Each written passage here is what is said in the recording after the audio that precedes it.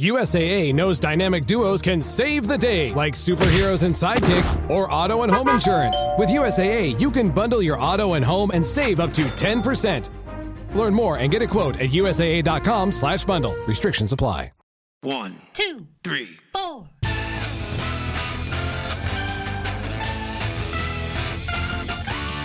Monster movie. Fun time, go! Monster movie. Fun time, go. Monster Movie. Fun time. Go! Monster movie. Fun time, go. With Precious D and Honeybee. Fun time, go! Ladies and gentlemen, boys and girls, friends and neighbors, welcome to Monster Movie Fun Time Go. I am one of your hosts, Precious D. And I'm the other one of your hosts, Honeybee. Honeybee and I are two best friends making our way through the history of kaiju movies. We started in 1933 with King Kong, and we're up to the early 2000s, but we're stepping back. We're going backwards today because we saw a thing at Kaiju Go this past weekend. Shout out Kaiju Go. So we're back from Kaiju Go. In a moment, I'm going to play an interview that we did there, and then when we got back to my brother's house after, we recorded a little piece with our thoughts and feelings, so I'll play that, and then we'll come back here for the movie review. So let's cut to that interview. Here we go. Hey, we are here at the third annual Kaiju Go, and I am interviewing Leo Sanchez, who has a comic book called Southern Fried Kaiju. Leo, what do you do on the book? Are you the writer or the artist or all of it, or what do you do? Yes, hi. Thank you so much for this interview. Yes, I created the story. I'm the writer. I created the characters. My old friend from lifelong friend is Alfredo Sanchez. He helped me design the characters, put him on paper. So we finally made the story. I mean the comic book. So tell us a little bit about the story. It's funny. It's a story that Alfredo and I have been working on many projects, all different multimedia, and we're all hardcore fans of the comic book and graphic novels. And one day I was just telling him about that I went to take out the trash at night, and this possum just jumped on me, and I told him, man, I saw this possum, and it looked like Godzilla from my point of view. And from that I was like, wait a minute. I was like, that's a good idea. That they have, kaiju monsters, but here in the backyard. And then one thing led to the other. Okay. And then, well, I kind of like being from the south. I'm originally from Laredo. Well, I got all the monsters from our backyards on the ranch, transforming to kaiju. Okay. So, who are the heroes of the book? The heroes of the book. Okay. Well, the main character is called Wiggle Eye Bob. It's a guy that has one eye, but his crystal eye is kind of always wiggling. That's why they call him Wiggle Eye. He has a fried food restaurant. And, something started happening in his restaurant that you'll have to read about it. But then when he discovered this kaiju monster, he said, like, oh, that's a great publicity stunt to bring him to my restaurant. And then a lot of things happen that you have to read the graphic novel. Okay. So right now it's just one graphic novel? This is the first one. Yes, we're already working on the second one. This is Southern Fried Kaiju. The second is Southern Fried Kaiju, the refried. And then we got the third one that is Deep Fried Space. So I'm looking at it right now. It looks like a square-bound book. It's in color. How many pages is it? It's 78 pages. 78 pages. Now, is this? It looks like some of these drawings are a little on the adult side. Is this all ages book or an adult book? No, it's a kids-friendly book. Okay. It's just that it has the artists that help us with the covers. Well, they got a little bit carried away because Wiggle Eye has 4 granddaughters that turned out to be really beautiful. Oh. So they also express in their art very beautiful art. Well, they look good on the cover. So. Exactly. So the books. What are their names, the granddaughters? What are their names? Okay, Dixie Ann, Peggy May, Maggie Sue, and Lori Lou. Okay. Well, folks, if you want to find out more about this, you can follow him on Instagram. That's right, Southern Fry at Southern Fry Kaiju, and www.southernfrykaiju.com. Yes, and on Facebook too, Southern Fry Kaiju. And do you just have physical books, or do you have digital ones as well? We're working on the website to have the ebooks. Yeah. Okay, because that's how I do most of my stuff these days. I just Yes, don't have that definitely, much room. exactly. Yeah, this is more practical. Yes, but you know what? It's a beautiful edition that we have here. The colors are and the cover is. We have 5 different covers, so you can choose. And some people still are old school that still like their books. Yeah. All right, well, thanks for talking to me today, Leo. I really appreciate it. Thank you so And much, have Precious a Deal. good show. I'll be sure to follow your channel, like all the interesting stuff that you have, and thank you for the opportunity to share this in your podcast. You're welcome very much. Wow. Hey, everybody. Precious D here. And And Honeybee here. we just got back from Kaiju Go. Kaiju Go! 3rd annual. Back at my brother Ben's house now in Fort Worth. Thanks, Ben. And we just wanted to do a quick recap. We had a really great time. We had a great time. Saw 3 movies. It was amazing. Infra-man, also known as Super Infre-Man. Had you seen that one before? No, I had not. I was actually surprised because it was like in the 70s. I'm like, how did we miss this? Well, it's got a kaiju in it, but that's not the main focus. There's a bunch of monsters, and at one point, one of them gets big, and so does Infra-man. Yeah, But it's not what's going on the whole time, so that might be why. I guess so. It's also a Chinese movie. We're going to do a full episode on it later, folks, but it's after midnight. We're kind of tired right now. So that was the afternoon movie. It's a Shaw Brothers movie. They're known for kung fu movies, and that's really what it was. It was a sort of a tokusatsu kung fu movie, or whatever the Chinese word for tokusatsu is. And then there was a bunch of vendors, of course, some artists. I did an interview with the creator of Kentucky Fried Kaiju. Southern Fried. Southern Fried Kaiju. So we'll play that later. We might attach that to this. I don't know. Yeah, I'm pretty excited to hear it. And so that's a comic book. And then we got to see some pretty sweet panels from some pretty amazing toy makers and painters. And then we got to give away a few prizes. Door prizes. Yeah, that's true. And of course, we want to shout out to our good friends Jay Key and Ryan Wilhelm. Yes, I'm so freaking proud of those guys. I love that we've been to every Kaiju Go because we've really gotten to see it grow. Like every year it gets a little bigger, it gets a little better. I was just like so happy to see that we also got that little space next door, and it just like, man, those guys rock. And I'm just oh, that's your alarm. Oops, I just sneezed it. I meant to turn it off. So, yeah, it was just good to see Kaiju Go grow through the years. Yeah. So Ryan was kind of hosting the thing while Jay was at their booth, the Toku Toy Town booth. And shout out to Chaz and his brother who were manning the Kaiju Go merchandise booth and selling some toys of their own. So I assume they're going to do it again next year because it's a big hit. They sold out this year. Did they sell out last year? Yeah, sure did. So it can only grow so big as long as it's the movie thing, because there's only so many people you can fit in the theater at once. But that's good. We don't want it to get too big because we like the intimate aspect of it. Yeah, but also those guys deserve the world, so That's I hope true. that it gets as big as they want it to. Maybe they could add a day. Yeah, that's what I was thinking too on the drive back. I was like, man, I bet one day Kaiju Go is going to be like a 3-day festival, and film we'll be festival. like, dang, remember when it was one day? It'll be awesome. Well, if they focus on the films, actually showing films, that would differentiate it from some of the other conventions and things. 'Cause they don't call it a convention; they call it a showcase, I guess, of the movies and the vendors.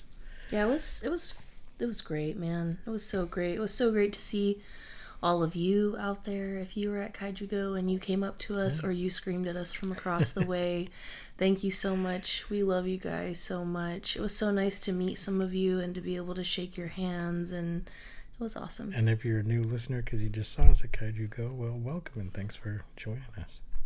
Yeah. Well, we're going to go to sleep now. Yeah, so sleepy. So, thanks a lot. Thank you guys. Let's Kaiju Go. And we're back. So, one of the 3 movies at Kaiju Go was one we had not seen before. Well, I saw it before, but we didn't watch it for the show. And it is Infra-man, also known as the Super Infre-Man. The literal Chinese title is Chinese Superman. Oh. And the poster has a Superman S on it. But this is from 1975. It's, as the title might clue you in, a Chinese movie, not Japanese, from the Shaw Brothers studio. They are best known for their kung fu movies. And this isn't not a kung fu movie. There's certainly kung fu in it. I'd say it's more of a kung fu movie than a kaiju movie, but yeah, but still a kaiju movie. There's still kaiju in it. There's a kaiju scene. Yeah, but they're not the main focus. It's a little Power Rangers-y. Yeah, I was just about to say that. It is very Power Rangers-y. Honeybee, what All are your... I'm sorry. Before we get to our initial thoughts, though, this brought up another movie from the Shaw Brothers that we have not reviewed called The Mighty Peking Man. And it wasn't on our list because I think when I read the description of it, I didn't realize how large the Peking Man is. Oh. He's like King Kong size, at least. Okay. So we'll probably go back and record that one soon as well. Anyway, Honeybee, what are your initial thoughts about Super Infra-Man? My initial thoughts are, yeah, it's very Power Rangers-y, very Ultraman-y, you know. It was super fun to watch it with a bunch of like fans and people who are like just, you know, there vibing, having a good time. So I really enjoyed the movie. But yeah, I would say it's definitely given big Power Ranger vibes with all of the like costuming and the monsters and the villains but I thoroughly enjoyed watching it for sure. It was awesome. I was kind of surprised that we hadn't seen it before, but definitely enjoyed it. How about you? What are your initial thoughts? It's fun, but it's a bunch of crazy nonsense. It doesn't make a lick of sense. Just like even within its own world, there's just some like when he shows up, everybody just seems to they're like, it's Infra-man. I'm like, how do you know that he's Infra-man? It doesn't seem like you've ever seen him before, but everybody knows who he is.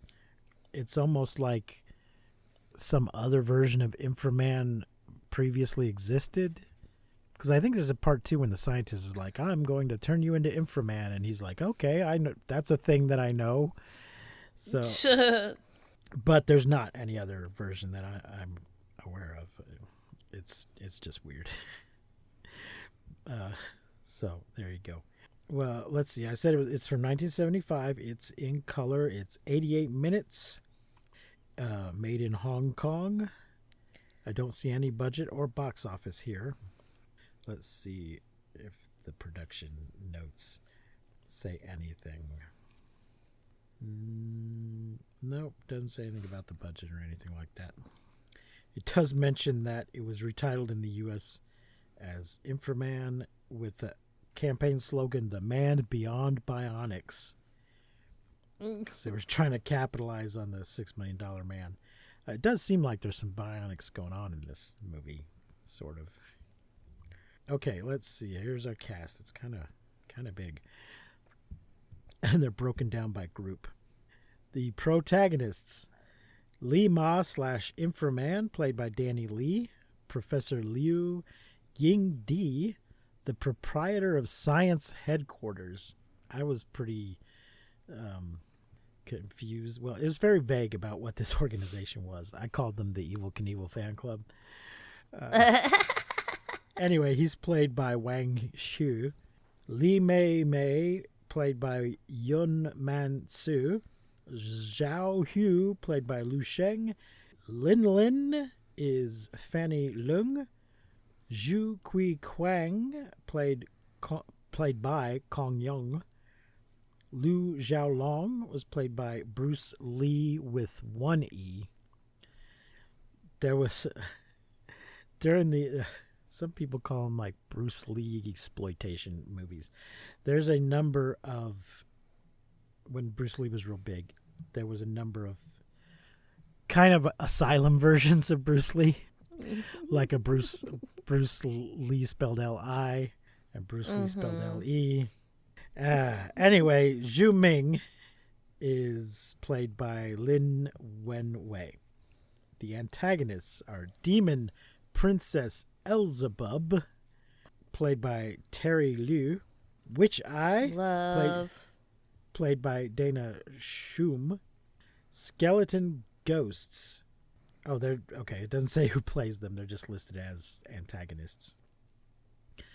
Were they ghosts? I leaned over to you while we were watching this. The skeleton ghosts in the most recent version of Mystery Science Theater 3000. There's these minions that are clearly modeled on these skeleton ghosts. They had sort of skeleton outfits, but motorcycle helmets as well.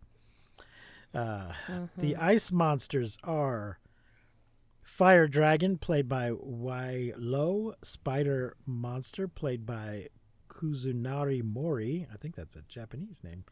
Plant Monster, played by Tien Chu Chin. Mutant Drill, played by Tori Kawi. Long-haired Monster, played by Alan Chu Chung San. And Iron Armor Monster was played by Tang Chia and Yun Chung Yan. So there's the cast. Hell yeah, brother. All right, we got a plot here from Wikipedia. Thank you, Wikipedia. Yeah, go ahead. I love that we have a demon princess in this one, because I just I love seeing women in male dominated fields. Yeah. And I was like, hell yeah, we got a demon princess. What's up? And what was with her boots? They kind of look like bird feet. I fucking loved her boots. I kept whispering to you, I need those boots. Both of these hot babes had some weird stuff going on with their appendages. Yeah, I love the boots and I love the eye hands. Witch Eye had eyes on her hands and really long fingernails. So that's a deal breaker. And the other one had sort of, I think, a dragon on one hand and a snake on the other, and the snake's tongue was a whip. Yeah, she was cracking that whip too. I was shit. So anyway, here's our plot from Wikipedia. The story recounts that in 2015, which I did not catch that it was in 2015, Demon Princess Elzebub. Same. It says also translated as Princess Dragon Mom. Okay. Mommy. Sorry. Mommy. Awakens from 10 million years of dormancy and plots to conquer the Earth. She destroys a few major cities in China to prove her power, and humanity reacts in shock. Returning to her lair in Inner Earth, she awakens her army of skeleton ghosts and various mutant humanoids to wreak havoc on the surface. In response, the head of Science Headquarters, which I call the Evil Knievel Fan Club, Professor Liu Yingdi, completes the BDX project, a potential countermeasures against Elzebub. So it was not at all made clear what this group was. Is it a government organization? Is it a private group? Is it just this scientist and his young male friends? They all wear silver outfits and ride motorcycles. And he wears a silver lab coat. In the Science HQ's secret laboratory, he transforms Li Ma, a high-ranking SH officer, into the bionic kung fu superhero Infra-man. There is, well, I was going to say there's no reason given why he's called Infra-man, but he's not called that in Chinese. He's called Chinese Superman. So I don't know what that's. And like there's a hero called Ultraman. So Infra-man would be on the other end of the spectrum from Ultraman. Both of them being outside of the visible range of men on the man spectrum. So anyway, that seems like it'd be, he's less than Ultraman because he's on the other end of the. Well, there's two Ultramen. There's a DC character called Ultraman, and then of course there's the Tokusatsu Right. Ultraman. So maybe that's it. Maybe Ultraman was already a little bit known here at that time, so they were trying to come up with something that reminded us of Ultraman. Yeah, I'm gonna go with that. Anyway, the solar-powered red and silver armored Infra-man has both enhanced strength and powerful combat weapons. This transformation sequence, this is part of what was not making any damn sense.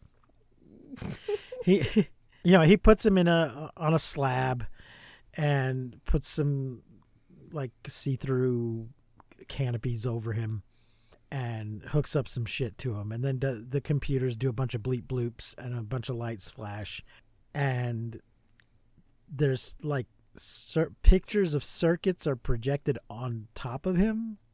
Yeah. And for his various body parts, and then he's transformed into his Infra-man costume in the end.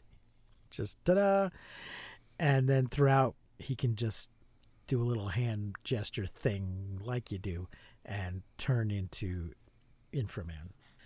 So, yeah, I don't know how the fuck that works, but there you go. Once Infra-man destroys the... Oh, and did he ever use the Thunder Fist? Yeah. Like his, finally. throwing... Yeah. Well, they made a big deal about upgrading him with this Thunder Fist, and then he kept not using it. And I'm like, is this a Chekhov's Thunder Fist that never comes through? What's going on with this Thunder Fist? Once Ultraman destroys the princess's various monsters, she decides to steal the professor's blueprints of Infra-man in hope of discovering his weakness. Meanwhile, the professor introduces Thunderball fists. I thought they were just Thunder Fists. Did they say Thunderball? I thought it was just Thunder Fist as well, but It might. Well, we watched a subtitled version. Maybe the dubbed version maybe calls them Thunderball fists. I don't know. Anyway, they are enhanced gloves capable of destroying any substance known to man, as well as covering up Infra-man's weakness. Capturing the professor's daughter, the princess blackmails the professor into creating an Infra-man for her. The professor agrees to go to Mount Devil for a meeting. When the professor refuses to make another Infra-man, he and his daughter are frozen. Infra-man and the Science Patrol decide to rescue both, leading to the final battle between Infra-man and the demon princess Elzebub. And there is just a shit ton of kung fu in here. There's people falling down pits into lava. I'll say that my favorite thing about this entire movie is probably, besides the hot, dragon mommy, is the mutants. I love the mutants. Each one, like the drill head and then like the weird tentacle guy. Like the mutants were probably my favorite part. But and the 20 million year old hot so the babe. The first monster we really see is a green tentacly Sigmund the Sea Monster kind of a guy who sort of turns himself into a seed and plants himself near the science headquarters so that he can then burst out of the ground and grow up. Big plant tentacles grow up around the headquarters and are breaking it and cracking it. but then Infra-man sort of zaps him and he turns back into his original form. And is he the same guy that then gets big? Or is that a different guy? I think it's a different guy, but it's hard for So, me to remember at this point. At one point, we do get some kaiju because one of these guys grows really big, and Infra-man is able to just also grow big. And they do some kaiju shit for a little while. Mm-hmm. Which, of course, is very Ultraman, which this is, this is ripping off Ultraman. And the science headquarters is very much like the defense team that I can't remember their name right now. I think they're just the science police that Ultraman works for when he's not being Ultraman. I really love too that like it's just a dude volunteering. Like he's just like the professor's like a kind of mad scientisty, and this guy's just like a volunteer. Like, yeah, I'll have my arms and legs wired and put death rays in them, and it may be really painful, and I may die. But yeah, I totally volunteer to be this superhero. Like I thought that was like kind of a cool. I kind of liked that about it as well. Yeah.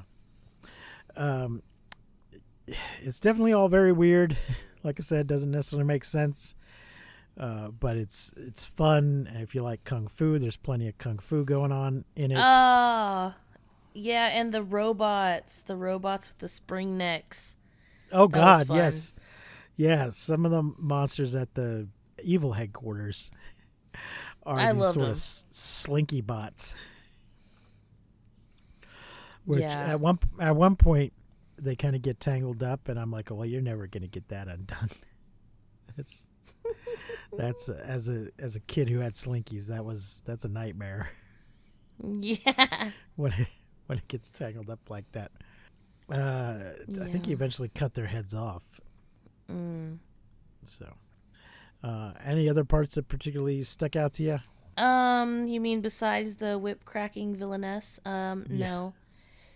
I mean, it was so much fun. It was just action-packed. Lots of action, lots of colors, lots of fighting, lots of fun monsters.